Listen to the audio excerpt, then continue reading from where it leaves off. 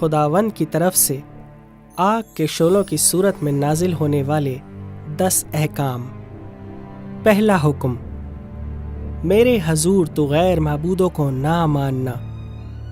دوسرا حکم، تو اپنے لیے کوئی تراشی ہوئی مورت نہ بنانا۔ تیسرا حکم، تو خداوند اپنے خدا کا نام بے فائدہ نہ لینا۔ چوتھا حکم، سبت کا دن پاک ماننا۔ پانچواں حکم، تو اپنے باپ اور ماں کی عزت کرنا۔ چھٹا حکم، تو خون نہ کرنا۔ ساتواں حکم، تو زنا نہ کرنا۔ آٹھواں حکم، تو چوری نہ کرنا۔ نواں حکم، تو اپنے پڑوسی کے خلاف جھوٹی گواہی نہ دینا۔